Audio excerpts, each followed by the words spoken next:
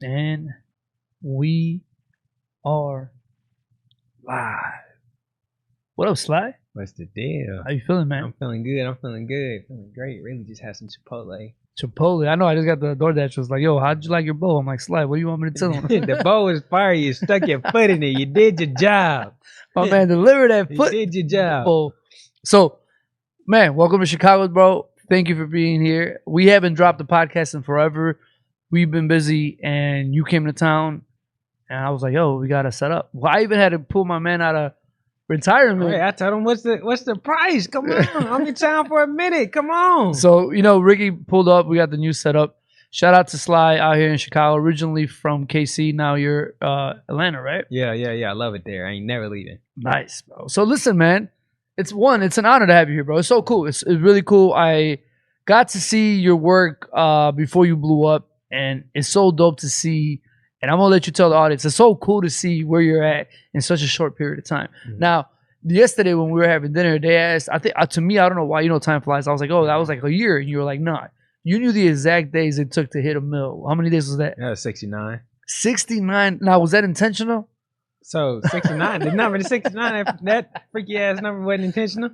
But shoot, yeah, it was intentional to get it because I seen it. I'm like, the way it's growing right now, I know I can get it, so I'm gonna get it. So really, my goal is by the end of the year have at least 2.6 to 3 million followers. Now, how do you actually predict that? Like, what's your strategy now? What can you share? Because I know you got an online ebook. I know you got social media strategies. You got a lot of cool stuff that's going on, and that's dope. But how does that work? How do I see the future? Yeah, how do people, anyone listening right now, how can they actually hear something that you can give them that'll allow them to want to invest in your ebook and invest in your strategy outside of what you're already doing? Because you're performing 69 days, hitting 1 million followers is insane, and you're trying to hit 2 million a year and some change, right? Right. So I just look at my analytics as far as my growth. So basically seeing the future. So I knew what I was gaining each week. So each week it was a point in time I was gaining 100,000 each week. So I know if I'm about like the 6th week, I should be XYZ here or here. You know what I'm saying? Based on what though? The analytics. So the analytics tell you how many followers you're gaining each week. No, I understand that, but I guess the content you were creating, what was it for you that you noticed started hitting? Was it It was the voiceover. The voiceovers going crazy. Right. The funny thing is that was an accident. Okay. So break it down. Okay. So look. They made a new rule on TikTok. To get paid on TikTok, video got to be at least 60 seconds. So I'm like, damn, my videos I've been making is transformation videos, but they was 10 seconds, 10, 15 seconds. Okay. 30 seconds max, you know what I'm saying? And I didn't talk on videos at all. I hated talking on videos. I turned down a couple brand deals because they wanted me to talk on video. I'm like, so nah. I'll let you finish. When you first started talking on videos, did you have the same way of putting it out there the way you do now? No. It was just regular. They start getting aggressive. You know, like the hook. You start getting mad. Right. Yeah. He starting to get more aggressive. So probably like 3 months, he probably gonna be real aggressive. Nice. So, now you stood out. I reached out to you in February earlier this year. I think, if I'm not mistaken, you were between like 55 to 65,000 followers. And I was cutting you up because you fresh right now, right? Yeah, fresh is. Just let it be known. Fresh is, hey, precision. You make the right decision. Those cut it, got it. No, so I was cutting you up. We were chopping it up real quick, and I was just like, I'm like, bro, like, I remember when I saw you. I didn't know who you were. You popped up on my explore page, and I remember just seeing your content. I'm like, oh, this is different because you hear people narrate their videos, and it's cool. But I think usually people just try to go very educational, very informative, which is okay. No one really shows personality the way you were showing that shit. And when I was hearing your voice and the way you were doing voiceovers for your clients too, so if your clients were saying like, "Ooh, that burns," you was jumping in with your own voice. Yeah. I thought that was the coolest shit ever. I remember hearing that, and I was like, "Oh, this is smart." And it was one of those where I was like, "Well, I can't do it what he's doing because it'll be so obvious if I go that route. But how can I take that type of style and incorporate it in my own way, where people can hear it and they won't think of Sly?" So I remember thinking that. But before I did that, I wrote you a message. I'm like, yo, Sly, you fucking beat. I love what you're doing. Keep up the good work. I need you in Chicago. We got to get a podcast. We here, baby. It only took, what? It took longer to get Sly in Chicago for this podcast than it did for him to hit 1 million followers. Yeah. So that was crazy. And we got you here. And I was like, yo, like, I remember going back to your page every month or so. And you were just going from like No, it was not even a month or so. It was like every other week, and Mhm. you were just jumping. And I was like, yo, what is this guy doing? I loved everything you were doing, but what's your strategy behind it, man? If you wanted to help others, Mhm. anyone trying to build it, because right now there's a new generation of barbering, and a lot of these barbers move differently, you know what I mean, than when I started off. So what is it that you can share? What do you see the industry is doing? What do you see barbers are lacking on, or just people in general? Because you don't have to just be a barber to glow. So what is it that you see, and what is it that you feel like you do different that you can share? All right, so a lot of people be like, well, this barber's doing this barber's doing that, this barber's doing that. Okay, we all cutting hair. It's a lot of barbers that's good. It's a lot of barbers that's elite. A lot of barbers cut the same, got the same style, but what's gonna separate you is the personality. So adding the personality to the content is what's separating another person from the next person. So you see people copying me, Yeah. doing my voiceovers. They trying to copy my personality when it's not them. That's why in the comments people are talking like kind of bashing them because you copying off of him. That's not you. So really just being you. And my strategy was just posting 3 times a day. So my first video will be You still do that? I'm getting back in my mode. You're a savage, Getting bro. back 3 in the times a mode. day? Yeah. I gotta get back in that mode. That's what got me to the 69 days. I know. You know what I'm saying? So that's just gonna take me to the 2. How long would it take you to drop a like to edit a video, like a cutting video? So the fastest one, depending on the length. Let's just say you got a 1-minute video. Uh-huh. It's a cut tutorial, and you're in there dropping your verses. Oh shoot, that'd probably take lowest. I say a minute, hour and 30 minutes, and then the maximum probably like 4 hours because you know you get sleepy during that edit time. You start falling asleep. But I'll be on the couch like bro, getting drowsy. Phone might slip out my hand. One time I was editing, phone above my face. You know when that phone slips in your face, like bro. No, Like, hey, I gotta get up. you got back on there like hit with that spice, just based off that hit. Facts. So that was an accident. I really just be freestyling everything off the dome, and then everybody in the comments like, "Oh, he said spice ball," or "in that mode." They just kept saying that, so I just kept running with whatever the audience saying. So it's really just Whatever they caught. Yeah, That's sick. Because you don't really choose what your slogan is. The people gonna choose it. That's So true. I just ran with it. That's true. Mm-hmm. Yeah, I remember one time I was walking around and everyone kept telling me 100%, 100%, and I'm like, why is everybody saying that to me? I'm like, do you say that all the time? I'm like, no shit. Like every time somebody gives me some truth, I'm like, yo, that's 100%. Mm-hmm. And I would always say that, so I caught that. But yeah, people hear what I think relates to them in a sense, or what stands out, and I think you're smart for even capturing that in that mode. What does in that mode mean, though? That's when you locked in. You know when you in that mode, you just focus on something. You trying to get something done. You see, so you say you're an artist, right? You know when you just locked in on a painting, you don't hear nothing. You just zoned in on getting this little detail. You in that mode. You know what I'm saying? Okay, I like that. It's just you being locked in. Yeah. When I would do filming and everything, people would always ask like, "Yo, how do you film like or on stage with a big ass camera over you watching everything you do?" I'm just in that mode, bro. Yeah. Facts. The camera don't mean nothing. The people don't mean nothing. I'm locked in, so I get it. That's what's up, 100%. man. 100%. So tell me, man, how long you been doing hair? So it's been 7 years. I started when I got out of high school, actually. What led you to that? Because I'm curious. Did you have a job before you cut hair? Yeah, everybody had a job. You know what I'm saying? I did. You didn't have no Never job? had a real job. It's crazy. Yeah, but what'd you do? Man, I'm curious to know. First job, Big Biscuit. You know what Big Biscuit is? No. Oh my gosh, it's like shoot. Shit sounds fire though. Yeah, it's fire. It's like IHOP on steroids, basically. Oh no shit. Okay. Yeah, but it's good. It's good as heck. And then I worked at Wendy's. You know what I'm saying? High school kid trying to make his own money. I'm not really trying to depend on nobody. You know? You got that dependent mindset. Or the independent mindset, like everything's on me. You know what I'm saying? I gotta make stuff work. I gotta buy my own stuff. I don't want to ask nobody for nothing. Cause asking people for stuff, it feel like, you know what I'm saying, they gonna hang it over your head or you owe them something. You know what I mean? You see, I was about to say 100%. Yeah, 100%. 100%. You get that feeling like, man, they gonna hang it over your head, or just being as a kid, I was kind of scared to ask my dad for stuff. You know what I'm saying? To get the wrong, I don't want to get no or get yelled at. You know what I'm saying? Just for asking. He's like, no, you know what I mean? I don't want none of that. So, shoot, get your own money. Can't tell you, nobody can tell you shit. Yeah, facts. So, shoot, that's the only reason I was working. Shoot, sometimes I save my lunch money. He give me lunch money, you know, got to pay for school lunch. Shoot, I'm saving that just to get what I want, you know what I mean? Damn. So, cutting the grass, doing odd jobs, stuff like that. Shoveling snow. Hated shoveling snow. Yeah. But shoot, I love the money. Yeah. You know what I mean? That's true. But you know what, though? Like, I tell a lot of people, too, like, you got to appreciate those horrible jobs, those horrible forms of income. That's the only way you're going to, I mean, you got to enjoy though and embrace that. That's the only way you'll appreciate anything good that comes. Yeah. Because, I mean, if you're just born with opportunity and luck and everyone's always blessing you and giving you, how can you appreciate anything? Facts. How can you dictate what's fortunate and what isn't. Like I always tell people, like, man, you know, when you become a barber, as far as for like me, like you had to go through all those years behind a chair and deal with all the shit behind a chair in order for me to appreciate traveling, being on the road, and staying away from the chair, and just living that lifestyle is so much better in a sense where you don't deal with people, so I enjoy it better. But the work is still a lot of work. It build character for real. It really does, and it show you what you don't want to deal with. You know what I'm saying? So you want to get out the situation. It's gonna make you want to get out the situation more the more you do it. Like, man, I gotta stop doing this. Oh, dude, it's like, man, my boy Hawk from Atlanta. He had this saying that he said in Toronto not so long ago. He said, "Don't let your talent take you places where your character can't keep you."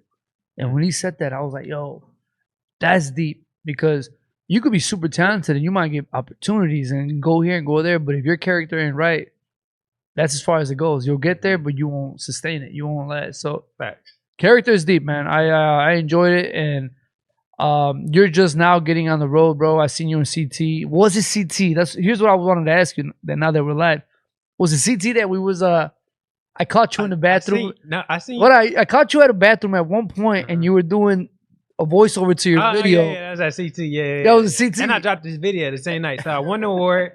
We went That's out what to it was. we went out to You eat won the after award. that. I'm like, shit, I still gotta post this video 3 times a day. So I went in the bathroom, did the voiceover. Video still went viral, but you can still hear the bathroom echoing. But I told him in the caption, like, hey, I did this in the bathroom, but I'm still dropping this no matter what. You're a savage. Yeah. I'm not lying, y'all. Like I was at CT. We were shaking hands. It was the Grammys, and you were like one of the earliest awards, bro. I think you were like the first one. Like, I'm like, dang. So I'm getting there. I get there. Right, so I'm at the little door or whatever. She like, hold on, we about to let you in, or whatever. We about to escort you or whatever. And then they call my name. I'm like, damn, they just called my name. My phone started blowing up. People that shit like, was wild. They're like, where you at? Where you at? I'm like, shoot. I'm like, trying to get in. Yeah. And she's like, oh, come on, go ahead. But by the time I got in there, it was too late. So I got held up. I can't remember. Were you still able to go up? Yeah, at the end. At the end, right? They put you back up. Okay, that's right. Man, because I was going to say that would have been so unfortunate for you to get awarded on your first time ever. What did you think? This is your first Grammys ever. That was your first Grammys, right? Yeah, it's first. It was really my second barber show. Oh, shit. Yeah, so the first one I went to in Dallas, the Plug barber show, and then it was that one. So you went from the Plug to Connecticut? I've been to Bronner Rose, but that's like a mix. You know what I mean? But when I started doing that, like I was getting a lot of motion on social media because people kept coming up to me and trying to take pictures with me.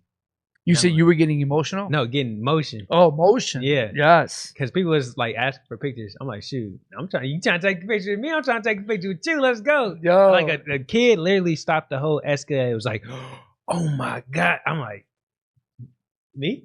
You know what I mean? So shoot, it's a real moment for real. Yeah, I actually like taking pictures with people. I stopped you and took a picture with you, yeah. And I don't do that much because one, I know when we're especially like a show like CT, a lot of great talent is there. Like people are moving, bro. We got places to be. We're working. It's cool. Like if I get a chance to interact with anybody, it's awesome. If somebody wants to take a quick photo, I'll go out of my way and just give them two minutes and take a photo. So I know what it's like. So when I seen you moving around, I was like, "Yo, Sly, let's get this photo in, bro." Yeah. And it wasn't even like I probably shared it on my story, but it was just more of a personal, like, "Yo, let me get a photo with you." And you was right there, like, "Let's do it." I'm trying to get a photo with me. I'm like, "Bet." So that was dope. You was popping out with the lab coat. No, that was a part of your. Yeah. I need to bring that back. The Dr. Huncho. Yeah, I need to bring that back. Gotta reinvent everything. You know what I'm saying? Nah, dude, but next level. You're definitely the future, man, in the sense of, and I was just telling you because you're young. You're 25. When's your birthday again? November 4th. So you'd be 26. Yeah. Yeah, man. Man, 25 plus club. Does it scare you to hit 30? Damn, hit 30. I gotta get to 26. True. No, I hear you, but you already see 25 is like 25, and then 26 is in your 30s. And I don't mean down as it's a downfall. That just means you're getting closer to 30. But like, damn. Like you're over the hump. I'm like just. You know what I'm saying? I'm just there, right there. Nah, dude, 30s is crazy because being, I think 12 years older than you, I look back at you and like at myself at 25, and I'm like, man, I was so young back then in the sense of like knowledge. Like I didn't start my career as a barber officially in the social media realm until 26. It was at 26 where I was like, yo, bro, I'm about to be 30.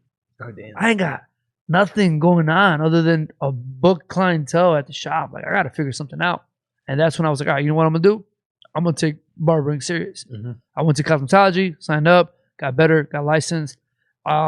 Yeah, I heard you actually like stopped like your whole like you had the clientele and everything. You stopped and literally went to cosmetology for school 2 years, bro. Was doing that. How was that? It was horrible. But hey, nothing worth having is or will ever come easy. And I'm gonna tell you why it was horrible, bro. Are you are you guys required to have licenses as barbers? Yeah. Yeah. So Cosmo is well, I see. Barber School is different in a sense because it's barbering, but cosmetology, it's obviously more. At least at the time when I was in there, was more women than there was men.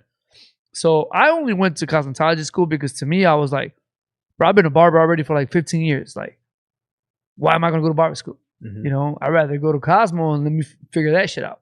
And at the time, I kind of felt like, all right, guys are gonna let their hair grow out, girls are gonna go shorter. It's gonna be a mix. So let me learn both, so I could be ahead of the game. So I learned in 2016. I went to school, and I was still in high school. It's wild. That's why when I think back, I'm like, damn. And I see y'all killing it now. I'm like, man, that's dope. So I went to school, bro, and I was just around a lot of young girls, and it sucked because I had to go part time, which means longer. Because if I went full time, I would have been on like 9 months. So I went part time, and it was 2 years, and I had a full clientele, and I had to cut that in half because I had to do night school for school. But I did it. I got a license. It allowed me to be a part of companies. It allowed me to travel. It allowed me to be more experienced. So to me, it was always about the bigger picture than it was about, well, I'm getting this money. Why am I going to stop getting this money now and go to school? I don't need to go to school. I could cut hair. I got this money. I didn't have that mindset. And thank God, because think about it. One day, Babyliss, and this is one of my homies from that used to work for Babyliss, who sadly passed away during COVID, and he was one of the guys that we would communicate with Babyliss. And one day, I had passed my school, did the hours, passed the state test, all that shit. All I had to do now is go take my state, and I was just like, man, I'm procrastinating that shit. I'm like, I'll go to that later. And I'm a year in with Babyliss. Not like a few months in with Babyliss, and I had to go do a class. And this guy emails me like, "Yo, can you email your license? They need it for this class." And I'm just like, "Yeah, you want to give me a little bit?" He's like, "Yeah, if you can send it by end of the day, that'll be great." So I hit him up on a text. I'm like, "Yo, listen, Judge, I went to school. I got all my hours, all my certificate. I just got to go take this little test, and then I'll have my license. Can you give me a week?" He's like, "Fuck those. All right, I'll figure it out." Dude, I went to school. I studied 4 days straight, refresher, got my license. As soon as I passed that test at the state board, I got the number for my license, emailed it to him, and I was clear. But I thought, okay, imagine if I would have never stopped my empire behind a chair and just would have been greedy and would have been like, let me just get this money now. And then a company like Babyliss would have been like, hey, we need that L's. Can you bring that? And then I would have had no school, no nothing. I wouldn't have done, or my career wouldn't be where it's at now. So sometimes I always preach to people, especially like guys like you that are new in the industry, in the sense of opportunities, and you've seen it now. There's a reason why you're in Chicago. There's a reason why you're doing a lot of things you're doing. People are reaching out. So always look at the bigger picture. Never take it for what's in front. Like, people offer you something for now, but think about what's to come. And that goes for anybody listening, because I think a lot of people get finessed with the upfront opportunity that don't think about the long run or the bigger picture, you know? I feel like that goes the part with the social media stuff, because people be like, oh, if I post this, it's gonna go slow, or it's not gonna get no views. You gotta go through that just to get where you're going. Yeah. You know what I mean? Your shit gotta flop. Like, bro, have you ever had anything flop recently? You know how many fire videos I thought I created and it flopped? Same. So many. Same. So many. I mean, you can't even sleep at night because you know that shit's so fire. It's like, you put your time and effort. I'm talking about editing for hours. You post a video, you better get likes, you better get comments. Like, damn. Maybe I need to take it down, then re-upload it, and still don't do it. Oh, yeah. And then I heard Instagram punishes you for that shit. Yeah. They're like, you can't delete, don't archive shit. We'll slow it down even more. Man. So I've always heard like, yo, chill. Like, don't. What do they call that, man? When you post a lot in one day, I forgot, somebody said a name towards it. It was funny. So like, post rampage or some shit. And I was like, what's that mean? It's like, man, people just post heavy in one day, like 4 or 5 videos in one day. And I'm like, damn. But you was doing that 3 a day for how long? For shit, I don't know. For a long time. For a long time. And it was hitting every time? Yeah, like a million. So so I already know what the numbers are gonna be like for each video. So the voiceover is gonna be, the lowest is probably gonna be like 500K, but average probably like a million something views each voiceover. Nice. Then the marketing post for my digital products, that's gonna be lower than any other post because it's just of course, a marketing post for that. You know what I mean? And then the vlogs, they'll probably be from like 80 to, I think the most I got on a vlog was probably like a million something views. Okay, so you get less views on the vlogs. Yeah. Do you think that's because that's more like long form type of content? It's longer, but I'm getting the right people for that. You know what I mean? So I'm nurturing them towards my lifestyle. If I want to sell them something, that'll take time. Yeah. Yeah, they feel comfortable buying from you because they know me. You know what I mean? Yeah. They know me. You know what I mean? And you know what's funny, man? And not even to put it out there or nothing. And if you want, I could definitely cut it off. Mm-hmm. But I was excited to meet you because obviously I watch your videos, I watch your content, and we met before. This isn't the first time, but this is like the first time we get to kick it.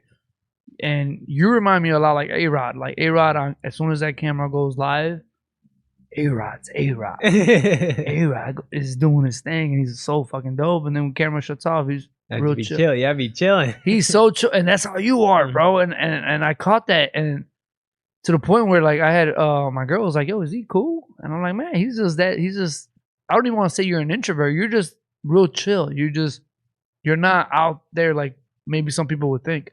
Because in your videos, even now, like I cut him up, and I just wanted to record me like lining him up, and you caught me off guard with that with the precise lining, and I'm like, oh shit, keep recording. But that was cool because you play your role real well, man. And do you feel like how do you feel about every time? Like, what is that? A character, a persona? Is it really who you are? You just only show it when the camera's there. Like, talk shoot, I could just flip the switch at any time. It's like me just smiling. You know what I mean? I can just smile at any time. But sometimes I just be tired. But if I know there's a camera going, shoot, I'm gonna always show my energy. 100%. Yeah. But I wouldn't say it's a character. That's how I really act. Like the more comfortable I get, you're gonna see a more you pop out. Yeah. Yeah. That's dope. Yeah. That's why I don't really like clubs. Because I'm around a lot of people I don't really like or don't know, you know what I'm saying? And I don't drink, so I'll probably be.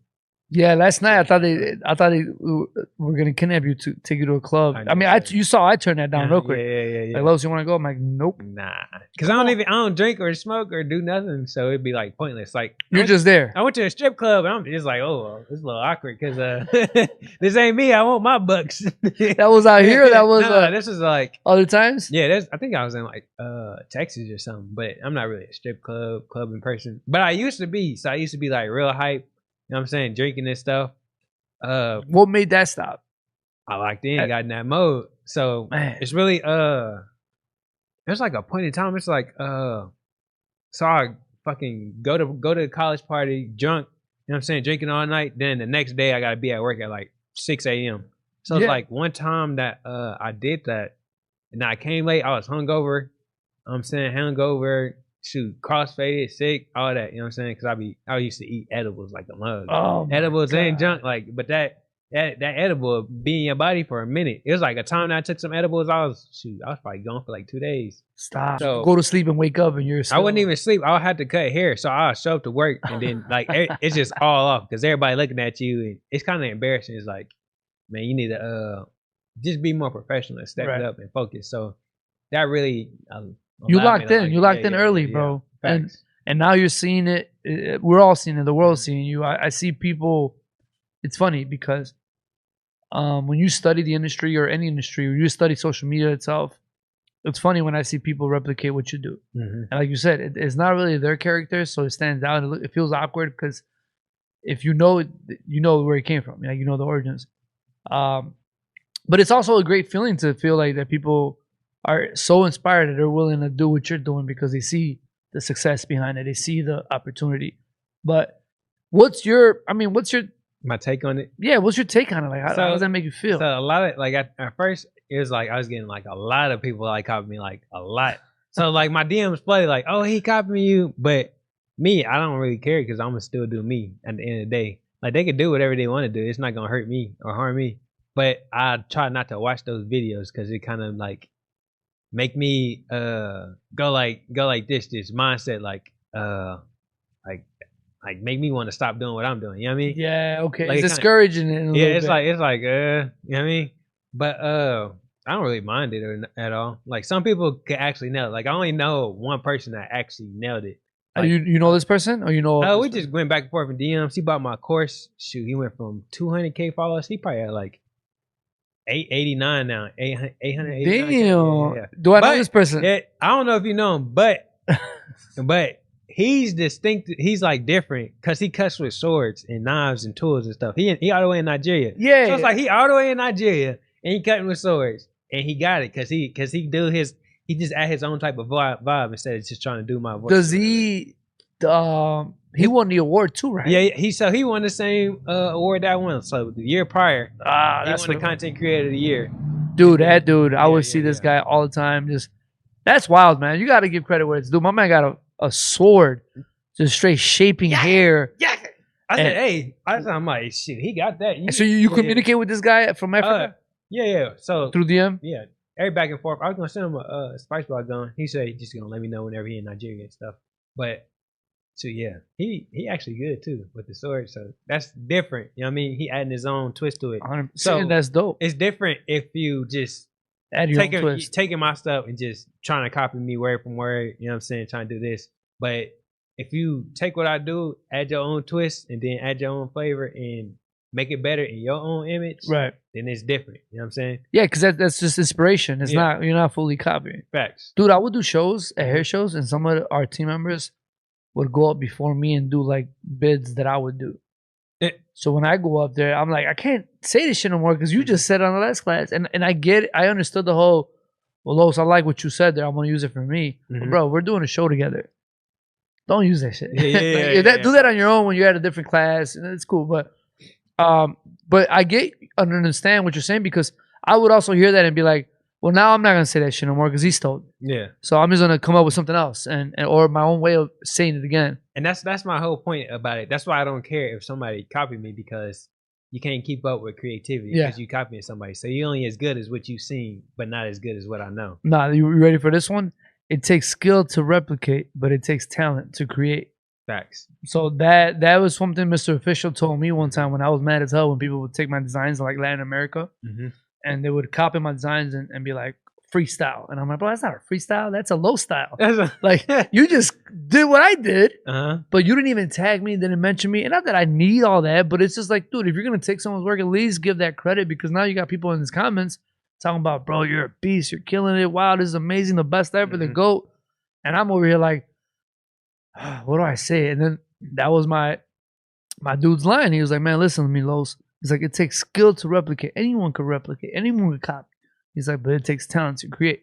He's like, and you're a creator. That's why I got creator on my neck. Because of the way he said it. He's like, you're a creator.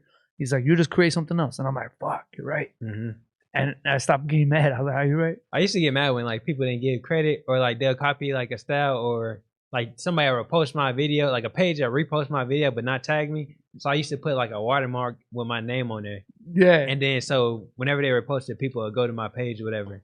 And then I started putting my actual face inside the actual video. So I really think like the one on your box? Or like you yourself face? Yeah, like I'll hop in the camera. Like you'll see a scene with me in it just so you know that it's my video. So I feel like I started that. If you see people start getting in the camera and stuff, you know what I mean? Like I was like one of the first ones. Let me ask you this: you're not on YouTube? No, I'm on YouTube. Are you? I got like 228K. Did you just start that? Nah, I've been had it. So I started YouTube like 2021. First day I got on there, I had like 30K followers. Damn, first day. That's like 2020. Because I used to do wave videos, so I used to do a lot of wave videos.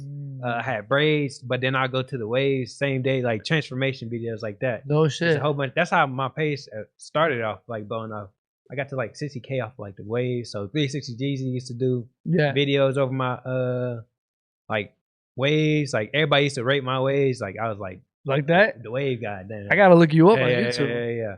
But it got up to like 30K on there or whatever. But then my barber stuff started taking off. So I started focusing more on the barber stuff because the wave stuff wasn't really no money in it. And shoot, kind of the wave community kind of dead right now because everybody leaving, everybody growing their hair out. Everybody growing their hair, yeah. See what I'm saying, dude? It's wild because think about the people like that only. I don't know how Jeezy's algorithm. I really don't know, but let's just say somebody that only focuses on waves and that's no longer a thing anymore. Facts. Like if you didn't practice anything else, if you didn't pick up a pair of shears or just learn anything new, a new skill that can carry you on, it's gonna be tough, man. Yeah, it's going, and then you gotta rebuild an audience catered towards that actual niche that you trying to, you know what I mean? Yeah. So that's why I try to keep my content kind of diversified, not kind of diversified, like add a vlog, a day in the life or something. Yeah. It's just all barber content because you're building character. Your page has a lot of character. And I gotta ask you this, and I never asked anyone, my dude, this question. And I don't know why I never did. I just never seen anyone have the type of impact that you have as far as social media growth, as far as just everything there, the creativity of your videos, the simplicity of your videos. How long have you been following me? Because I'm curious. And what is something that you can give me? What advice can you give me that you think might help my algorithm, my glow up, anything that it is that I'm doing? What do you think? I used to always watch our videos, you and A-Rod. Like, no shit, yeah? Since probably like high school or college type, because y'all always do like the cinematic look. Yeah. At the time, that shit was hot, bro. Yeah. Crazy. Like when I was in the waves, A-Rod flew out one of my friends to cut his hair because his waves, Brownie Blends. He flew him out, cut his hair. I'm like, bro, you just got flew out by A-Rod and he cut your hair. Like that was like a crazy moment. So I've been watching our videos for a minute. Dope, man. Yeah, that shit. It's really crazy just because all the people that I was like looking up to, I'm like cool with now because it's like, damn. You worked your way, bro. Yeah. You worked your way quick. So that's why I'm asking, like, there's got to be something that you, like, if I drop something or based on if you ever see anything that I do that you feel like, man, Los, if you only did that. You just got to post. You got to post more, and then you got to post more you content. Like, the more people spend time with you, the more they're going to gravitate towards you. Man, I hate doing that. Yeah, I know. That's push-pull. It's got to be like, you got to have a reason to do it to make you want to do it. You know what I mean? Well, I think for me, for my reason is because I enjoy my private life in a sense. I like privacy. I'm not young. I'm not 25. I think it was a whole different mentality when I was 25. Now I'm, older and things changed, mindset changed. And I think now I just have a whole different perspective on how I want to be as far as the life. Like I want to be at peace of mind. I want to be able to go to restaurants, go to stores, and no one's bothering me. No one knows who I am. And even now, like, yeah, sure. The barber community, the hair industry knows me. I don't walk around and feel like I'm a celebrity at all because if you do hair, there's a chance you might know me. And if you don't do hair, the chances are fucking slim that you know me. So it's a good thing. But I've always been very, just kind of held back a lot, putting my face out there, going live, talking, building a community because I don't want to be famous. That isn't my goal. I want to learn and be good and educating and help people. Like if you ask me for advice, I want to be like, yo, dude, this is what I went through. Turn that into your way, however you want, and deal with it your way. But this is my advice to you or anyone that's just starting off. That's kind of where I want. Then you could just do that. Just do clips like that. Just giving your perspective. People going to gravitate towards you because it's like, because they already look at you like, you up here. I ain't going to lie. It's like who is it? All the big barbers. So all the big barbers that, you know what I'm saying, me growing up and looking at. So I'm looking at Los Cut It, A-Rod, Vic Blends. He my age, but he was moving quick like this. Like everybody like Vic Blends on a different wave. Get Beam, different wave. Got the YouTube on lock. Yeah. I mean, there's too many names. Yeah, there's a lot of big names out there. Yeah, so it's like people gonna listen to you because they've seen your work, they've seen what you've done, and you've been doing it. So it's like, okay, if he's giving me advice on this, I'm gonna listen to it because he has credibility. It's like versus like an old uncle being like, oh, back in my day, you're not gonna really listen to your old uncle. No. But if you seen the old uncle putting in that work, you gonna listen to old uncle. And you see, that's true too. And I don't know, man. So that's the reason why I have it. And algorithms change, things change, people change, their attention spans are a lot less. So just being able to connect with maybe younger barbers has been a little harder. A lot of people that have been in the game for a while is it's dope. Like they respect it. But I've noticed as the years go by and the newer people come in, like dude, like when I signed with Babyliss in 2016, you didn't even cut hair yet. Yeah. But when I think back to those days, I'm like, bro, that was 8 years ago. But to me, it felt like it was just a couple years ago. So to see how where you guys are at now, and not even then. Wait till you're another 10 years in. What's coming after you? So I pay attention to all that. And I'm just like, man, it's hard. Like I would rather just give my experience, my knowledge, things I went through, and help bring up because I didn't have that help, bro. Think about it, bro. Imagine when I was cutting hair. You know what people were telling me? They're like, "Oh, that's nice. What else you gonna do?" And I was like, "What you mean?" They're like, "I mean, you cutting hair, but you're going to school." And that's the type of attention I got when it came to that. And now, you know, when people say I'm a barber, I'm a stylist, I'm a makeup artist, now it's like, oh man. Yeah, that's now though. Cause I mean, shoot, growing up, your teachers is telling you barber's not making that much, barber's not doing this, barber's not that. I only got exposed to it because my sister. I was about to ask you, how did that happen? My sister like a real deal hustler when it comes to like clippers. Like they was in the shop 6 a.m., 1 a.m. You know what I'm saying? Whole shift, like cutting hair? Yes. Stop. Cutting hair, Your sister's a barber? Yeah, she don't tell me. So they just in the shop grinding. Her, it'd be like a whole shop of hitters. How old is your sister, if you don't mind? She's 2 years older than me, but Okay. she's been cutting hair since I was in like 6th grade. Damn. Is there any hostility with your raise of fame to what she's doing? No. She loves it? She be proud of me. She like damn near about to cry every time I'm like, you know that's what's up, yeah. So it's like she brought me up. So anytime I get an opportunity, I'm bringing her up. So yeah. If somebody give me like, oh, I'm looking for some influencers, like, of course I'm gonna shoot my sister first. Of course. Because she's family. Yeah. What's her name? Sabria. What's her IG? Sabria. It's Just like Sabria? like 4 H's or whatever. So Sabria. Sabria. Yeah.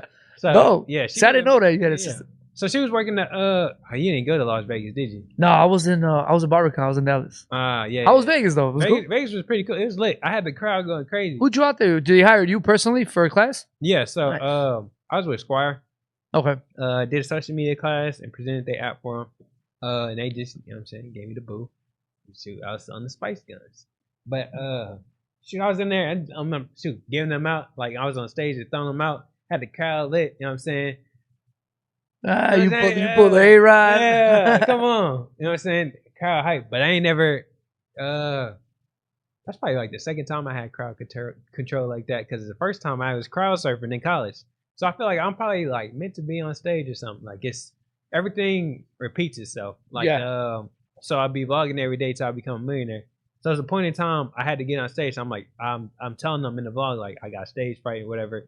So I'm gonna have to prepare myself for later on. And this was like back in November. Like I could go back to the vlog, pull it up, where I'm talking about it. And then there's other times in the future, like January, had to get back on stage at like Bronner Bros and talk on stage. So I'm already knowing in my head, I'm paying attention to what's happening in my life because life gonna keep teaching you a lesson till you learn it. Yeah. So that's true. I'm just paying attention to what's gonna happen because most of the times what you gotta do is gonna keep repeating itself.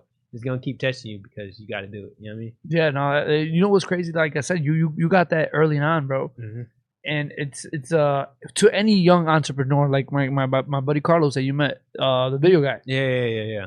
He locked in early on. So when I see that, I could only be like, man, I wonder what y'all gonna be in your 30s. Mm-hmm. Like y'all locked in. You guys stay like that. It's only up from here, and it's inspiring to see. And it's almost like one of those where I'm like, man, I wish I would have locked in. But then different times, bro. When I was in my early 20s, bro, we didn't have social media like that. Like it was maybe MySpace, if that, and MySpace wasn't really doing anything, but it was a lot more person-to-person communication then. Mm-hmm. I had a flip razor. Like I wasn't on my phone the entire time. Yeah. So now, shit. What year you graduate in high school? Take a guess. 06. 5. Yeah, I'm close. Yeah. How old were you in 05? I was in kindergarten. I was in kindergarten. Bro, man. And I don't feel old, bro. Like, you don't look old either. So yeah, that too. So when you told me you was like up there, I'm like, dang. I mean, I ain't up there. You're just young. So here's the thing, right? When I was your age, no, right? And it's normal. Like when I was your age and people was like, yo, I'm 35, 36, I'm like, bro, you old. You're like, yeah. Dang. You get that feeling, but nah, man. Because now when you get to my age and I look at 25, I'm like, oh, I wouldn't call you a child, but you're young. Yeah, it's like somebody told me it's like when you turn 20, that's when you're a real adult because you get to make decisions on your own. Yeah. So really, I'm like 5 years old. Yeah. An adult, a 5-year-old. You live on your own now? Yeah. No. Like you only like typically, like after graduation and stuff, you on your own. You got Yeah. your own decisions. Once you turn 18, I told my nephew, Yeah, my yeah, nephew turned 18. I'm like, hey, listen, you fuck around, your mom and dad can help you. Yeah, Because yeah, now you're an facts. adult, bro. Uh-huh. Like, so be careful. You drink and drive, you do anything. So it's like everything on you. So you really learning by yourself. So you really like, I'm a 5-year-old adult. You like, how old are you? 37? There's Yeah, 17. You're 17-year-old adult. You know what I mean? Damn, 17. I'm a teenager then. Yeah. Nah, Yeah. So, but nah, I'm cool though. And you know, now like this is your first time here at headquarters. You Mhm. came to the grand opening event. What do you think, bro? I gotta get your feedback on that. everything's an eye opener because I told you, I've been in a house. You know what I'm saying? I've been in a house. Ain't went to no barber shows, none of that. So this year's me just really getting out the house and opening my mind. So I've never seen nothing like this. So this is very phenomenal. You know what I'm saying? Thanks, man. Make me want you to style my stuff. Yeah, Basically. he was So, like, hey, like- Los, I want so, you to. like, so me looking from the outside, when I told y'all, I'm like looking at y'all videos, like trying to pick up what y'all doing, what y'all doing. You know what I'm saying? So seeing like where y'all record, it's like, damn, they record right here. You know what I'm saying? So it's Yeah. just like crazy seeing Sick. it. You know what I mean? And I was asking you about your studio. I'm like, man, how's your studio? How big is your studio? And you was like, man, it's right here. right here. But the point is, listen, whether you have an amazing studio I'm big gonna one make it work or a regardless. small one, yeah, you making Facts. this shit work. Like so when people at my old shop in Kansas City, so they'll be like, damn, you record your videos here? I'm like, yeah. Why? What was wrong there? No, it wasn't never like they thought I was just like in a suite or something or something. It was a like barbershop? exclusive. Yeah, it's a barbershop. I'm like, yeah, it's right here. It's just like the way I'm angling my cameras to where it's just like focused on the client or just doing stuff. You would just think I'm just somewhere else or I'm just by myself. Right. You know what I mean? No, but that you kill it, bro. Like and it just goes to show because even with like my video, got a lot of people like, yo, Los, what camera do I need? What lens do I need? What type of lighting? I'm like, bro, that's the last thing. You just need to do it. You first off, you need to start. That's the Start, first that's thing. it. Start. Everybody, I feel like a lot of people overthink on the stuff that they need. Like I found myself buying all the top notch equipment and not even using it. You know what I'm saying? Like even now when you got these headphones, you're like, Yeah, yeah. I'm gonna start filming my voiceovers. I with want to. this. Yeah, this gonna turn me up. This make me want to do it more. Do more stuff. But like, it's a lot of stuff that I bought, like camera equipment that I don't use. I keep everything simple. Like I bought Final Cut on my computer and I don't even use it. I edit on my phone every video. What do you use? What app? InShot. InShot. Literally, it's just Oh. InShot, and I put captions on it with CapCut. Versus like I bought a $300 app that I don't use because I thought, you know what I'm saying, it's top notch, so I need it. Yeah. Like everything top notch, you don't need because you 9 times out of 10 not gonna use it. Yeah. I mean, Final Cut's ideal for like YouTube. Mhm. It's hard to edit a YouTube video on a phone. It's possible. All you gotta do is turn sideways. No, it's Yeah. possible, but to me, see, It'll come out crisper if it's on the thing. I go back to the quality, the cinematic, because that's what I at the time when I was your age. That's what was in. Yeah, fact. So I had to learn this shit. Mhm. I didn't want to learn it, but I had to learn it. So now that I learned it, figured it out, built a fucking studio, Mhm. people talking about, oh, bro, just use your cell phone. Yeah. That's it. Like damn. people say like you could do that, but me, I'm not using the cell phone to record my haircuts no more because But you past that stage. edit it in a way where it looks like it might Yeah, vertical. yeah. So we do the same thing. Like sometimes Carlos will come in here and he got the new iPhone 15. Mhm. I'm still on the 14, so his camera's a little better. So he likes shooting all his stuff with the phone, and sometimes I'm cool with it. But me, because I have the eye and I could tell what's a phone and what's an actual camera, Yeah. I prefer to get the camera because it just gives it more of a cinematic still, Mhm. but you can disguise it as a phone. Yeah, it's 100%. really like a brand play. Really, it's like somebody see a page like, damn, this is a real professional. Like you don't have to have a camera, but it'll definitely separate you. You know what I'm saying? So I feel like it's just all about the person simplifying it. If you could fit whatever is in your schedule and make it simple Yeah. for your schedule, then it's gonna work. That's facts too, and I think another advantage that you have is that you just moved to Atlanta, right? Mm-hmm. We didn't talk about that, but I want to kind of go over on why Atlanta, etc. But you were telling me, like, I had asked you earlier, I was like, you cut new clients, and you're like, bro, every day is a new client. So that advantage of having your books booked with new people, dude, that's just content in the making. Mm-hmm. Like, Yeah, so every every day is a new video. And I don't get that privilege, man. Look, stuck. See, that's what I love. Like back home, it's like, damn, I done recorded like 5 videos of the same client so many times. Yeah, like, how many many times you gonna times? cut his hair? Exactly. It's like, shoot, he coming in different weeks. It just, shoot, he got the tight haircut. But I love changing the scenery because I get new clients, new experiences. But, and it's people flying in because, well, they was flying in Kansas City and driving there and all that stuff. But it's even more people flying in and driving there to Atlanta because Atlanta's Atlanta already. So Yeah, you visit to ATL, get a yeah. cut, you might as well, you basically on a vacation. Yeah, Like, go hang out. I just had I had a mom fly in her kid from Michigan, and she was like, so yeah, I'm glad that you moved to Atlanta because it's like he said he wanted a haircut for Labor Day to go out of town and go to get a haircut for Labor Day. And if he would say Kansas City, I'd have been like, but you in Atlanta, so it's stuff here to do. Yeah, Plus you the can plan haircut, around it. yeah. Nice. So it's like, So what do you charge? I charge, shoot, depending on what they want. They Hey. Are you getting a big chop or you getting a regular cut? Regular cut. I mean, it's only 100, but that's me starting off, like just getting my feet wet, getting my feet in the pavement, and I charge 165 for the big chop. But I feel like I'm really just lowballing myself, but I'm really just trying to get.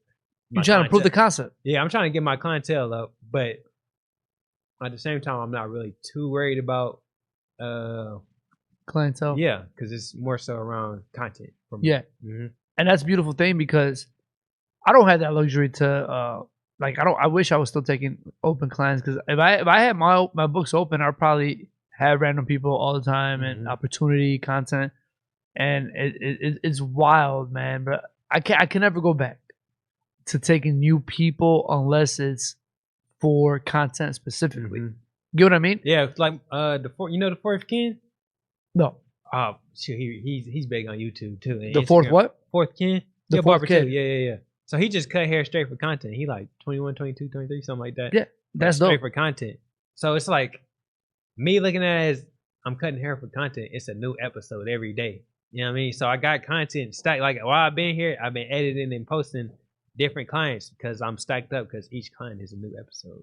Now, is there ever an issue with people not being comfortable being filmed? Nah, they know what they coming for. They be coming for the experience. That shit. You know how many times you gonna record me, or how you decide on who to record? And I said I'm already. Oh, you know. Yeah. So I'll be like, it really be transformation videos, but it's been one time that I recorded a haircut, came on fire. You know what I'm saying? He loved it. Mom gave me $100. You know what I'm saying?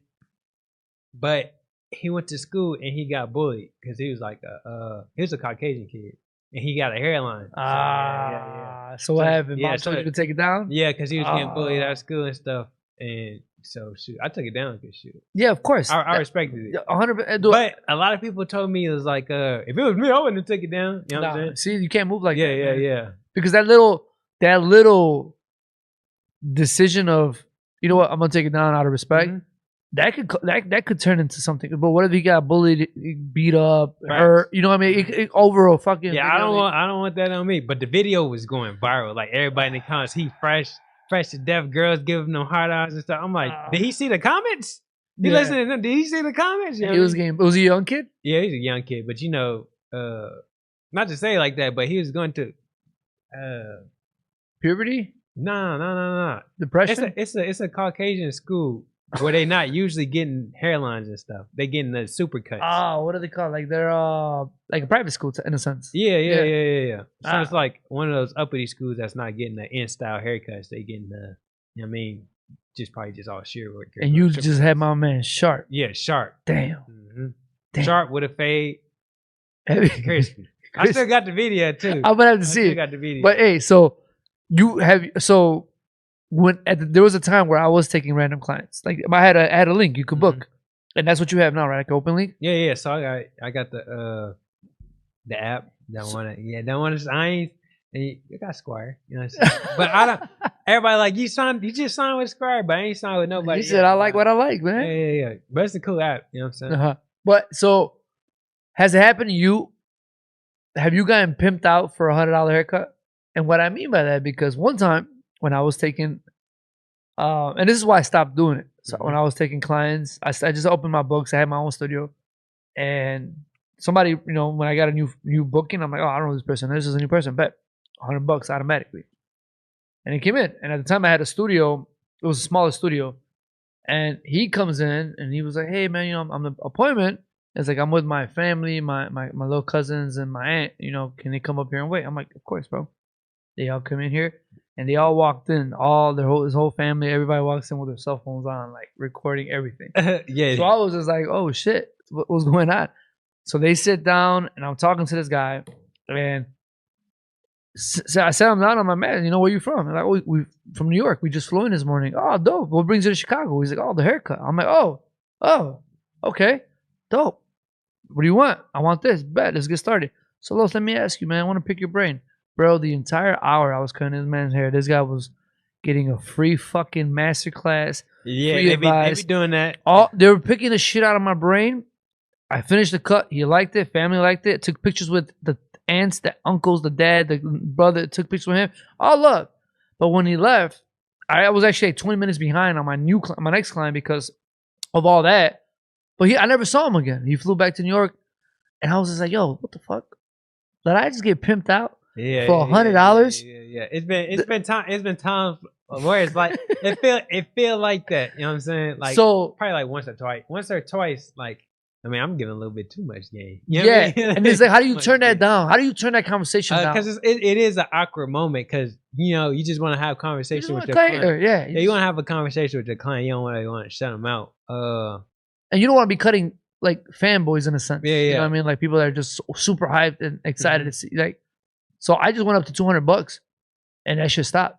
He said, "I'm getting ready." I know that is because it's the moment I went to $200, I stopped getting those type of clients where people would just come in one time, pick my brain, and a few of them were barbers.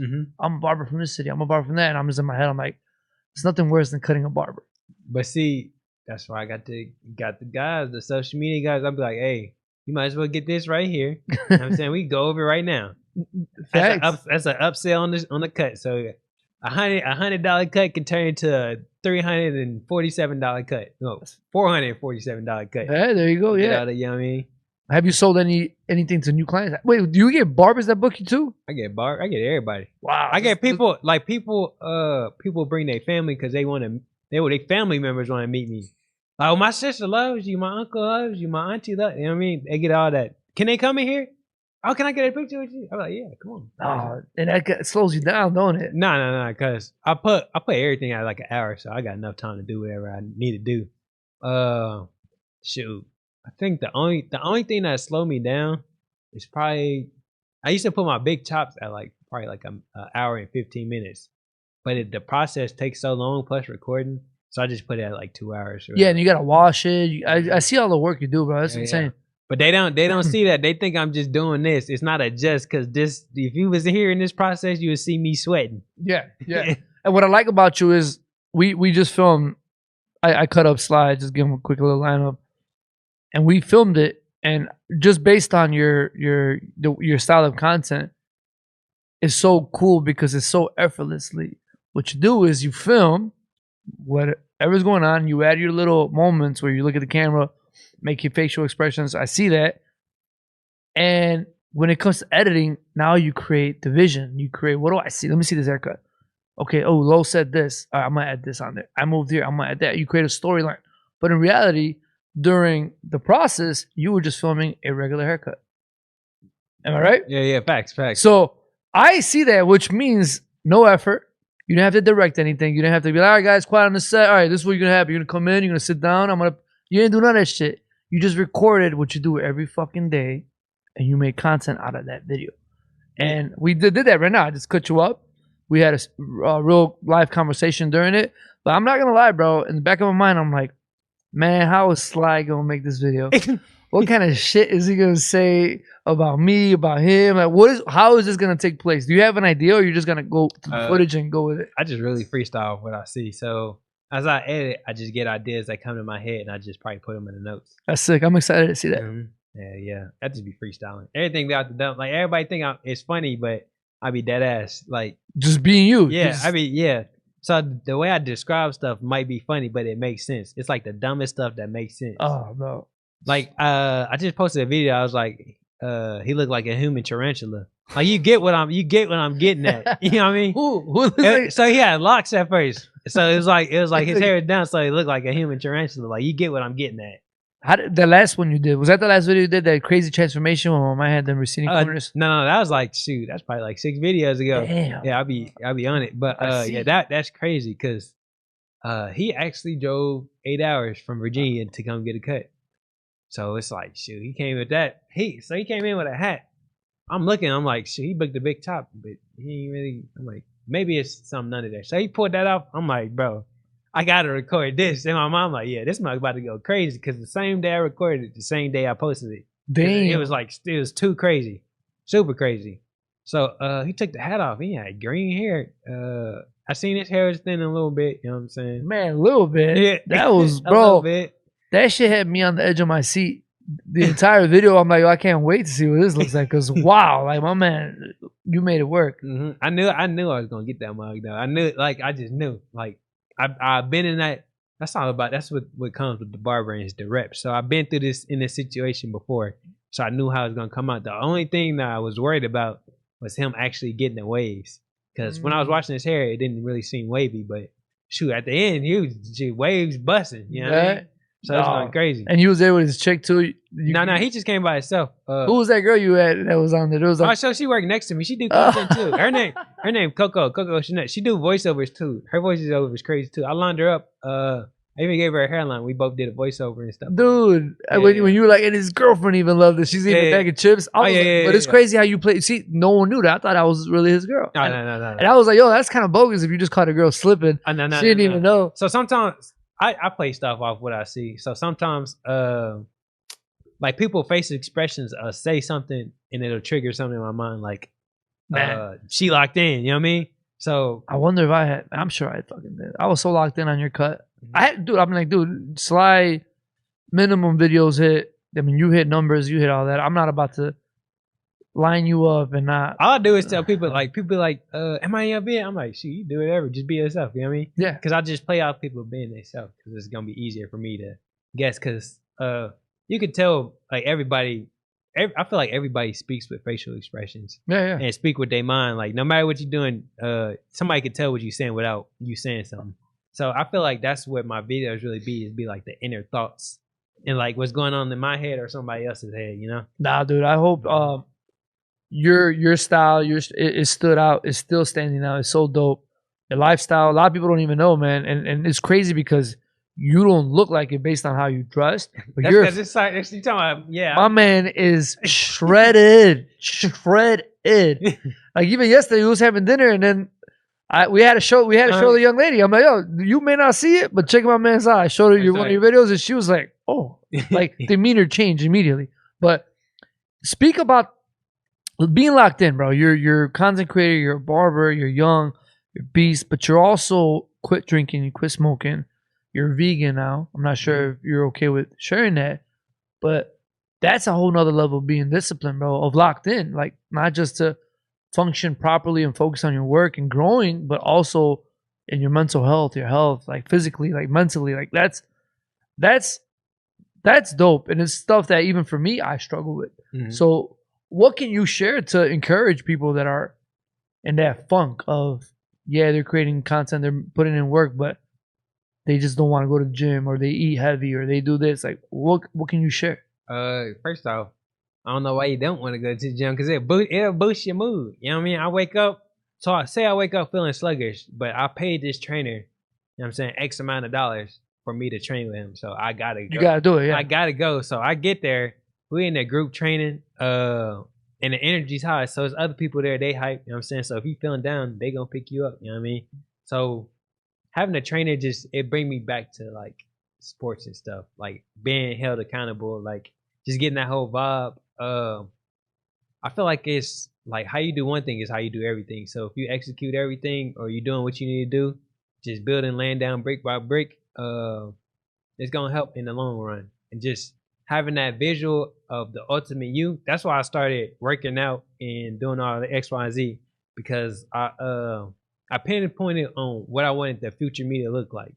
So if I know I want the future me to be healthy, fit, to be rich, you gotta start now. Content creator, yeah, I need to do all the things that he would do. Man, it's like you say, you want to be a millionaire, you gotta live like a millionaire. Facts. That's true. Mm-hmm. What's your goal? What's the end goal for you, man? To live forever. Wow. So that's why I've been saying that for probably since I was little. Like just living forever. When I say live forever, you leaving behind something. I want to be the person that's in the history books. Yeah. Like, so I don't want to die one day and then nobody remember you. Like they'll remember you for like a year. They might say a couple people RIP. You know what I'm saying? But I gotta leave something behind, a legacy. That's why I make videos, because I'm living forever. These videos that I'm posting are gonna be on the internet forever. Forever. So I'm living forever because I'm leaving behind my legacy. That's deep, bro. And yeah, I think you're doing a solid ass job. And my personality in the video, so you know what I'm saying? That's true. People get to know you. Yeah.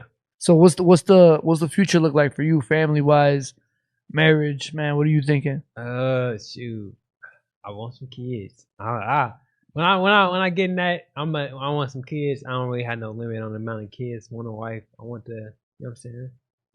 The whole white picket fence. Yeah, white kids, big house, nice cars. Nice. I do want that, but right now I gotta lock in and give myself what I've been wanting, because I spent a lot of time in relationships. Like this is the longest I've been out of a relationship since forever. Like middle school, high school. How long you been single? College, probably like a year or two. Bro, year or two. Don't settle. Yeah.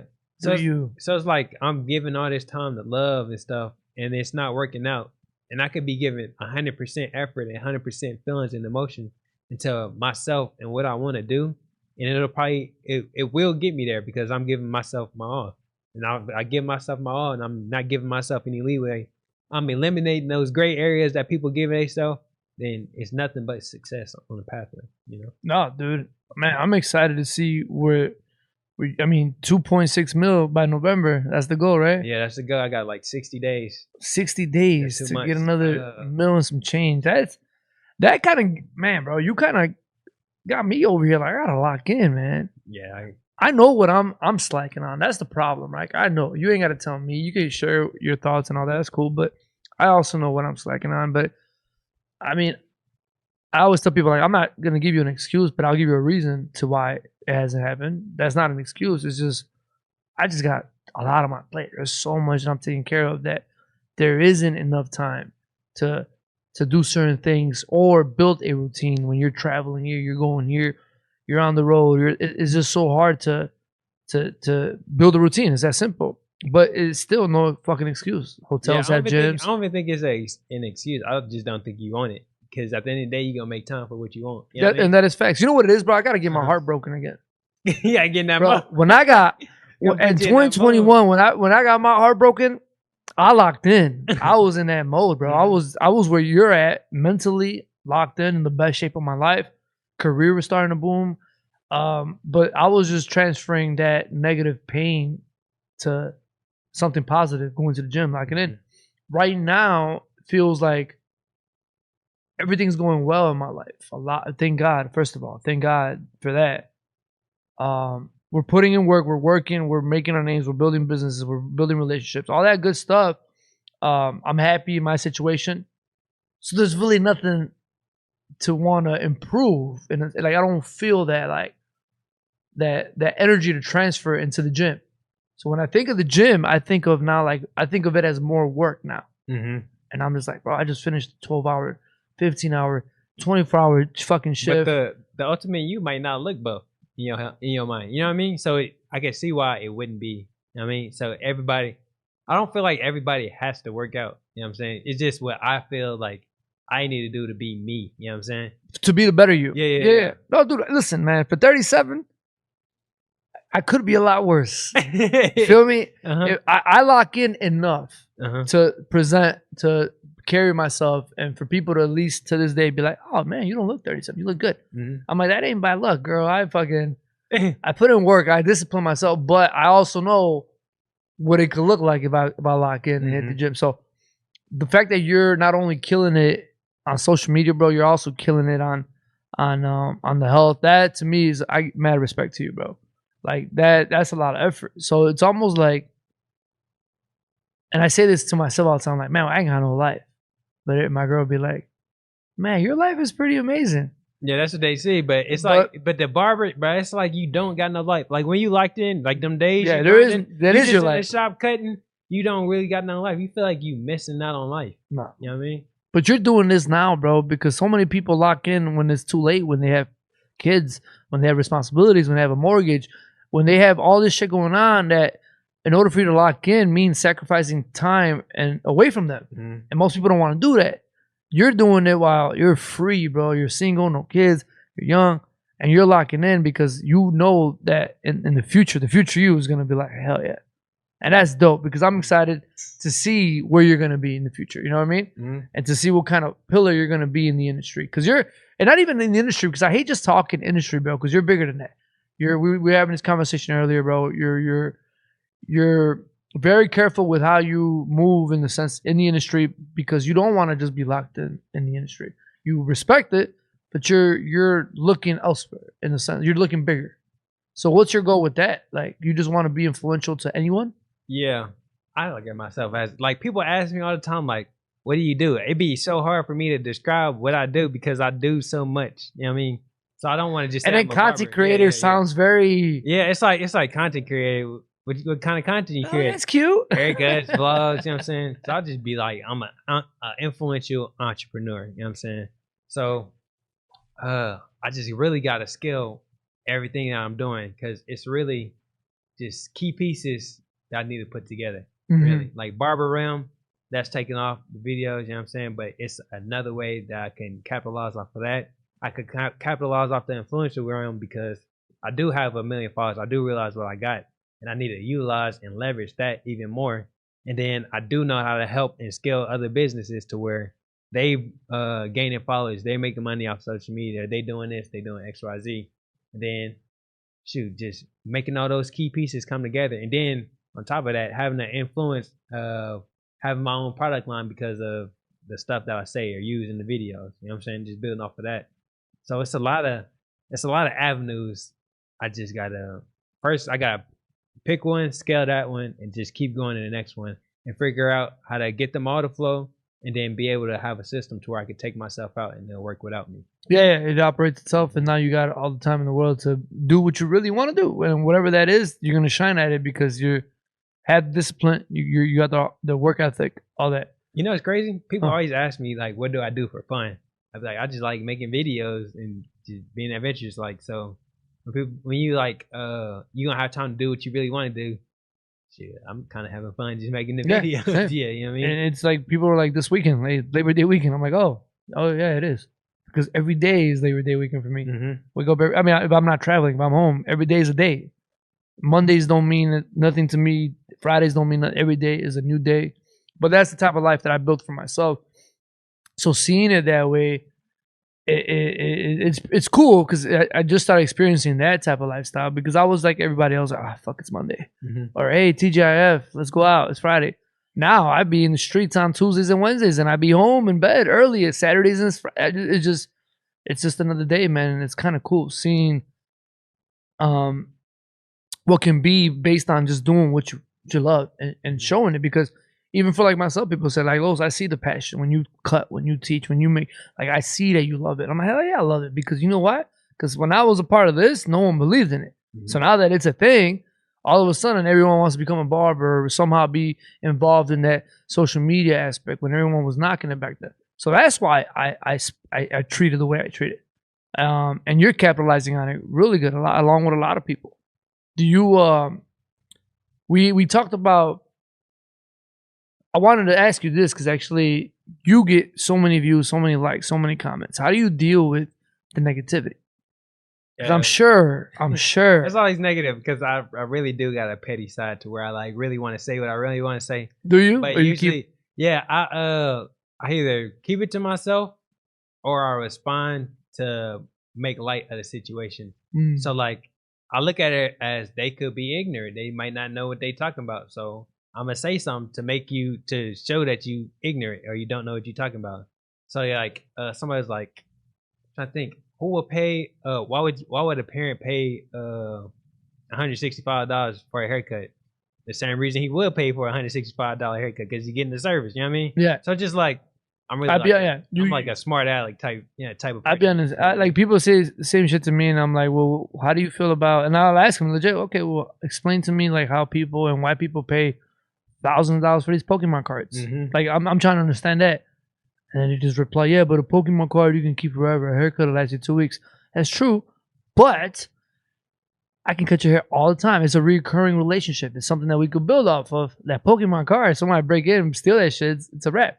But I was just trying to, like, you teach people certain things, or you make them look at them and look at it in a different perspective. That kind of, but dude, to me personally, if your account's private, one, or you don't have a profile pic and you're just trolling, I don't bother. Yeah. But if I click on your page and you're somebody, family, kids, and all that, I'll respond. Yeah, I could just turn anything negative into something positive. But I usually stay away from them comments and only go where the love at. Because if you focus on where the negativity at, you're gonna have a negative attitude. That's facts, yeah. And you get a lot of love, bro. Yeah. Who has been the one person that you've met that was kind of like, and I don't want to say starstruck because I don't believe that there's like this celebrity realm in the barber industry. I mean, we're all just barber servicing people. At the end of the day, that's what we are. But there's obviously people you looked up to, who you in the community in the industry that you kind of have met, especially if you go on shows like CT Vegas. You ran into a lot of hitters. Who's somebody that was kind of like, whoa, to you? Like that I just seen them, like, oh my gosh. That you saw, you're like, oh damn, I'm about to meet this guy, or I just met this guy, or so, I don't know, anything. Like, oh shit, that's I'm trying to think. Or who? Someone you haven't met that you wanna that I haven't met. I kind of met everybody already. Nice. Everybody pretty cool. Somebody I'd be like, okay, I gotta go see. It's probably A-Rod. When I seen him at Connecticut, CT, yeah, I seen him. I'm like, damn, he here? Like I thought he's in Dubai. I thought he was in Dubai. That's really him. Yeah. Like bro just commented on my stuff. So shoot, let me go say what's up to him. Cause I like when he first started following me, he commented on my stuff. I'm like, shoot, damn, I've been looking at you. Yeah. So I know I'm doing something right. No, dude, yeah, savage. Yeah, A-Rod's that dude. I think you guys. I mean, you met him. You got to talk to him here and there. But A-Rod, it reminds me a lot of you. Like we can get on the camera and chop it up for hours and all that fun stuff. But when the camera stops, he's just real chill, real laid back, in his own world, and I respect that because a lot of people turn off. A lot of people just cameras off. All right, bro, strip club, let's go right now. And I'm like, oh, whoa, dude, no. I'm chilling. We're done. Work's done. So yeah, and I caught that vibe from you. Like I said, like they were asking me like, yo, is he cool? Like, is he okay? I'm like, yeah, he's just one of them. Yeah, he's in his own world. Let him be. Okay. Even Jay I was talking to Jay. He was just like, what do you think, man? I don't know if he wants to be here. I'm like, bro, he's like, and I was being funny. I'm like, this is A-Rod. Think of A-Rod, like A-Rod. And then when I said that, he was like, oh yeah, okay, I get it. I'm like, just the best you can do is just show him a good time, and we'll go from there. You know, like vibes is cool. Like if I what was I doing? I think I was editing or something on my phone. So it looked like I'm not into it, but I'm still paying attention. Like you're just working. You're locked in. Yeah, it's been times like I'd be somewhere and then somebody like put your phone down. Like when somebody told me to put my phone down, that's probably what I was like this close to snapping. I'm like, wait, who the hell told you that? Somebody, I was at this girl birthday thing, whatever. But we wasn't doing nothing. It was just like a chill, like hookah and stuff. I don't even smoke hookah, so I'm just there chilling. You know what I'm saying? Yeah. And I don't even know them, so I'm not really conversing. But I'm just like, I'm just, you know what I'm saying? I'm doing the edit a little video right quick. If I got time, I'm do this little video right quick. She said, I challenge you to put down your phone. I almost, but that's probably the only thing that turned me up if somebody tell me to put down my phone. Like when I'm doing something, like when I'm in that mode and somebody like try to distract me, that probably turned me up. Plus, if you're in a group setting and everyone's doing their own thing and chilling, that's cool. I would understand if you was on a date with her, one on one, and you're just on your phone editing a video. Yeah. I'm like, I came here for her, like not you. You know what I mean? Yeah, it was her birthday. She said something. Yeah, it wasn't the girl birthday that said something to me. It was another girl birthday. That's even worse. I don't even know you like that. Like, who is you? No, that's funny as hell, dude. But we locked in for an hour and 14 minutes, man. Oh damn. Yeah, okay. My honest opinion on podcasts, I always thought like how I'd be on a podcast. So I'm like, shoot, what the hell I'm gonna talk about? Or like, how is this conversation gonna keep going? Because I know how it can be in a conversation. Like somebody if I don't really vibe with them, I could say something and then they say something and then that'd be the end of the conversation. It'd be like a little quiet moment. You know what I mean? But this is a pretty cool conversation. Yeah. Oh, dude, yeah, no, it's because it's I like to disarm people in a sense, and I say it in a way like I've done podcasts for a couple years already, and I've had people that get nervous, bro, like ready to throw up before they go on, like really almost canceling, like, oh, I can't, and I'm just like, dude.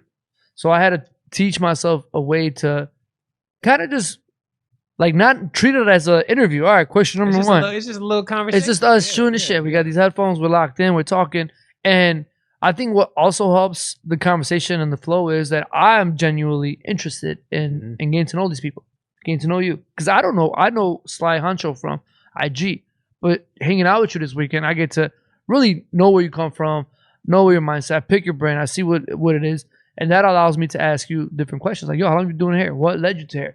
Your content. All these are questions that I have for you, and that's how we kind of go back and forth. So when I disarm these people, they don't realize that like they're just having a regular conversation with me as if we were in the car or whatever. And then I'll be like, I have to stay locked in and be like, all right, we're an hour in. All right, man, thank you for coming. They look at the time. They're like, damn, that was an hour. I could go do this forever. I'm like, oh, what happened to the whole? I can't do this, Los. I can't. I'm too nervous. All of a sudden, like, you make me feel comfortable. And I'm like, I don't know. Is it the people listening to their own voice? Is it the cameras? Is it the lights? It might be the mic. I like the way this mic make me sound. Right. So listen, guys. I hear Sly like earlier as we were setting up. I was on my phone and he's on there. He was like, "Give him this, boys," and I'm literally. I feel like I'm hearing him on Instagram. I'm like, "Oh shit, Sly!" But you sound super crisp. Like I hear it, so I can see why. If you're recording all your voiceovers on your phone, you can't really hear yourself, so you're just hoping it comes out clear. But it's nothing like getting that. Yeah. I might have to get one of these. These. You know what I'm saying? these definitely birthday list. November 4th. November 1st. Scorpio. Yeah, microphone. I gotta do something big because I don't never do nothing big for my birthday, so I want to celebrate the rest of my birthdays doing something big because one, it's my big birthday. What? Like party big or big as in like a trip big? Either or. Like it gotta be something big because you know what I'm saying I don't do nothing for my birthday. What you do last year? I mean I went out, but it wasn't nothing big. It's probably like 5 friends at most. 3, 4. You know what I'm saying? But I want to do something big each year. Have you been out the country? Nah, I got it. So I was thinking about so going somewhere, just do like a content creator house. All the content creators, we just do like a whole adventurous stuff. Do like just vlog out there. You know what I'm saying? Do stuff Where like at? that. I don't know. Any places in the world? Yeah, the plug suggested Mexico, but I really want to go to Dubai. Dude, we're going to Dubai in October. I want to go to Dubai for sure. You want to slide? Yeah, when y'all going? I'll tell Jay. I'll text him right now. Jay, what do you think of Sly coming to Dubai? And I'll give him the little eye emoji. I really want to go to Dubai. Yeah, I've Dubai, been saying that for like 2 years. Dubai is Dubai, bro. I got it. Cause one, it's my birthday. 2, that's right. It's a marketing post for me. Boy, so, you was marketing, Dubai? Boy? Marketing post. So shoot, that's how I'm looking at everything. Everything's marketing. So yeah. Well, okay. If I were to talk to Jay and be like, "Yo, let's just get Sly out there," and this is we could cut this off if it doesn't lead anywhere. But I'm just curious if I just text Jay and he's like, "Yeah, if he wants to come, cool." How will that look on your end? Is this something where you're gonna be like, "All right, if you want me to go, now I gotta hit you with how many days I'm gonna be there? This is my day rate. This is gonna be inexpensive," or would you take it on as a man, just get my flight, my hotel, and let me go and just figure it out? Yeah, shit. Opportunity, right? Right, Dubai pay for it. Dubai pay for it, brother. Bet. All right, so I'll come in some of that because I get it, and this is what I mean. Because there's people that I would say that to, and that would and there's nothing wrong with it. They'll be like, "All right, cool. This is my day rate. So if he's interested, this is my." And it's like, all right, bro. That is alone just like a turn off. And I get it. You want to be business, then we're gonna treat you business. We're gonna decline that offer. But there's also people that are opportunists, like that can see the bigger value into, sure, get my flight, get my hotel. I'm in Dubai, and now we do this, we do that. So would that be something you? Yeah. Because it's not like I don't know how to make money anywhere. True. You know what I mean, so shoot. You got people that follow you in Dubai, or I think I got people following me everywhere, but it's not hard to get people in Dubai to follow you. All you gotta do is just put the hashtag Dubai Barber, and they gonna just start. You know what I'm saying? Who is this? Bro, Uh, if we go to Dubai, you meet A-Rod. mhm. And have you heard of Abbas? Crazy? No, I don't know nothing, Abbas, nothing about nothing. Abbas is level 3 posts them all the time. He's these little Middle Eastern dudes out there that are killers with their hair. Mhm. Killers. But it would be fire out there. The content we make. I will see what Jay says. But he just booked my flight to Dubai for late October. Take me with you. Man, I'm gonna try to. Oh, he said we might cut this off, Jay. So Definitely, I have to really think on it versus me just signing dotted line. yeah, 100%. That's yeah, how I got myself in the military. Yeah, You signed a fucking dotted line. signing dotted line. Y'all know it? Yeah, signing shit. I didn't even know that. Well, what Just signing branch? shit. Army Reserves. How So do you- I'm lucky still in there. Bruh, they're trying to. So it's either I gotta pay back the money or enter the IRR, the inactive reserve. So, How much more time you got? I would still be into till 2026. Shit. Yeah, and this I stopped participating in 2021, and I signed in 2017. So what was it like? And I don't like this stuff. You know what I mean? I don't like nothing about it at all. So just you know what I mean. So what happens if we go to that World War III and they're See, just like that's Sly, we gonna that's need you to why- stop doing what you're doing. that's why it's like the IR. It's really like, man, if they come and get me, we lost. Because why are you coming to get me? What am I gonna do? Yeah, why are you going to get me? What you mean? You go to the gym every day? You locked in? We lost. You're one of the healthiest guys I know. But You're ripped. Come on, bro. How many pull-ups can you do? after a workout 50 straight. My point is, But what do you mean? Why you? Why are you coming to Why get me? I'm not a trained assassin. You gotta go get somebody else.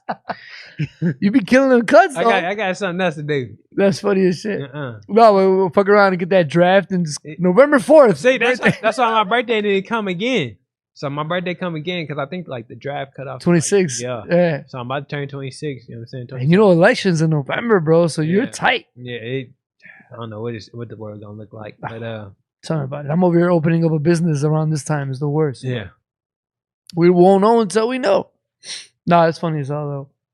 You're young enough to get drafted. I'm over here like, fuck it, I'll chill. But You ain't gotta worry about that. You ain't gotta worry about that. so, what were we gonna say? We were talking about what were we saying? It was Dubai. Oh, so yeah. As far as traveling, you're as big as you are, bro. You haven't left the country. I got my passport. I'm just lacking the stamps. What's one place? What's the first place you want to go to? It was Dubai. Of I've course. been trying to go. To I'm working on it. Like, look, I've been got text messages like Dubai. Like, you know what I mean? Like, shoot, I told friends months ahead, and then time come around. Oh, you told us too late. Like, bro, I need a year in advance. Like, bro, you know what I mean? So, Well, okay, Dubai's a given, bro. Who doesn't want to go to Dubai, right? I just want to travel everywhere where it's a big monumental thing, like, so I can get a picture. My whole thing is really just getting the picture in the video. Getting the footage. So like I would go to Alaska for the Northern Lights, like stuff like that. Like You know about Alaska and how it'd be like and daylight. they got hours. moose. Moose is right. I want to see a moose. That's why. Oh, bro, you ain't even begin to live. You're gonna start living soon. Yeah. When you travel the world, bro, and you see how different people live in different areas of the world, when you come back home, you just one appreciate America all day, and two, you just be like, man, we Americans complain about dumb shit Mhm. because there's so many people out here suffering, so many people out here going through real life problems, and here we are bitching about the dumbest little arguments that don't mean shit when in reality. There's a quote that I posted. I don't know if you saw it. We were talking about it yesterday. It said, you can have 1,000 problems in life until you have a health problem. Mhm. And then you only have one problem. And that, so many people that I've known, they gotten sick, they gotten cancer, injured, anything. When it comes to your health, it's like, damn. So when you travel the world, bro, it opens up, because people think that America is the world. Let me rephrase that. America thinks that America is the world. But when you're traveling, you're seeing what's really going on out there, how people really live. It just opens up a whole different, outside of the fun shit, right? Mhm. Go see the Northern Lights. Go see the Burj Khalifa at Dubai. Go see the Great White Wall in China. Cool, that's all dope. But when you really see everyday people living, and you come back home and you're like, man, I am blessed to be an American. Like, wow, like something about America, bro. And like, the cups they give you when they feed, or the plates. I don't know how much you eat, but these little ass plates, and you just like, that's it. Mhm. And they'd be like, oh, you Americans eat all this shit and your plates and all that. Or can I get ice? And they'd be like, 4? I'm like, for my soda or for my water. And they're like, okay. They look at you weird. Americans are really pretty much the only ones that drink ice, anything. Mhm. Still water. Americans are very big on just still water. But in foreign countries, they'll pour you sparkling water. You have to ask for still water. If you say, can I get a water? Sure. Give you a bottle, you fucking, you're like, what the fuck is this? What kind of water is this? So you learn these things that different culture. America's the only people in the world that use miles and inches and all that. Everyone, or degrees. Everyone's there's different foreign languages and shit. So when you see what's out there, you're like, man, we're some spoiled motherfuckers. We drive our own way. Mhm. We have our own language. We have our own this. We're on that, and the world is all together with everything else. We're just on our own bullshit. And you see that, and it opens you up. But I think if you someone like you, right? Because you remind me of me when it comes to that. Like I'm big on traveling, experience of the world. Alaska's on my bucket list, 100%. Would love to be there 3 in the morning and it looks like daylight. Mhm. Man, I would love to see what that's like. There's a lot of things that I have in my plan, but it also changed who I am as a person, just based on how other people live, and it's for the better too. Mhm. I get to appreciate different people, and just be kind. You know what I mean? More kind, more giving. So I'm excited for you to see the world, bro. Because if you're already doing what you're doing here in America and you haven't even left yet, I could imagine what creativity / content you can do, cutting different ethnicities and all over the world. Like, wow, you imagine that? And but also how you can become better as a person, just seeing how other people are living and doing their thing. So I'm geek, bro. I'm a fan, G. I'll be following you. It's dope that we get to chop it up now. I'm a fan. I'm a fan. You talking about? I always tell people like, "Hey, you see what Los just did? For real? Hell yeah. Cut that albino dude. Yeah. That shit was crazy. I'm trying everybody to shop. I'm like, bro, you know him? You know how about what you think of that twisted one that I did in Which Dubai? one? It was the brother that did like a swirl. Yeah. That one was dope, man. I didn't know that was in Dubai though. Yeah, that was in crazy. Dubai. Yeah. We did that for a hair show in Dubai, and I was like, fuck, we had this sick ass barbershop, and I had the model. I cut him up the year before, but I knew him already, and I was like, bro, I gotta give you something that's gonna pop. Like, I can't just give you a regular fro shape. Like, it's gotta be some shit. So I'm like, all right, maybe a swirl. Maybe I start here, and I did it, and that shit came out so sick, bro. The Shade Room posted Yeah, it. I seen that. That was wild. I was like, okay, shit. And I can't find nobody to get this done here, bro. Mm-hmm. Cannot for the life. I offered hundreds of dollars. Just anybody that got a fro that's willing to let me do that, no bites. And I'm like, man, if I had a fro, you $500, free haircut, and I get publicity, why not? But I can't find anyone. It's so hard. But I'm trying to lock him down for this Dubai trip. Because now I'm thinking of like a million other ways that I can shape his hair. But I gotta see you cut in person. Oh, I mean, off the record, bro. You cut my hair, but I gotta see you. Yeah, you want? Man, I will. If you come to Dubai, yeah, I'm trying to. I was about to come to your class, the 3-day class. Stop, for real? Yeah. What happened? We was all. I think you canceled it or something, or you moved it back. It was in like July or something. Did I cancel? No, I had it, right, Rick? You had it. No, we did it. I was gonna cancel that shit. I was stressing, but I was like, you know what? And that was, remember I told you the numbers? That was that class. I was stressing I was gonna do it. But what I've learned is when you throw a class and no one buys a ticket right off the bat, it's okay. Because most people want to wait to the week last minute. And I've noticed that, but it's just that, like, yo, when you've been promoting a class for a month and a half and no one's bought a ticket, and you're like, and as soon as that first one buys, it's it. You're locked in. There's no way back. But it's just a scary feeling knowing, but man, the closer you get, people start buying, and it always ends up where when the day up comes, all of a sudden you ain't got no more room and people are still hitting you up. And you're like, man, where the fuck were you 2 months ago when I had early bird tickets, all that. But man, you should have came. That would have been sick, bro. I've been trying to come because I need to learn. Do you still want to learn like techniques with hair? Yeah, I gotta. Yeah, because it's just gonna make my videos. Yes. Imagine, because I don't know your skills. I really, to be honest with you, bro, I don't watch your haircuts based on how good did he lace them. It's just more for entertainment. I get entertained. You show me, listen to that, and the cuts always look good. but I don't know your limits. I don't know what you can't do. So I could do straight hair, but it's not gonna be like Lowe's cut it, just cut it. You know what I mean? It ain't gonna be like that. But I'm trying to learn how to do that, do the styles, just do everything. Just add more to my bag. Man, It's just gonna make the content better. How's the rest of the year looking? Are you kind of open? Yeah, I'm Bro, I'm in you said you want to do something big for your birthday. Buy a plane ticket to Dubai.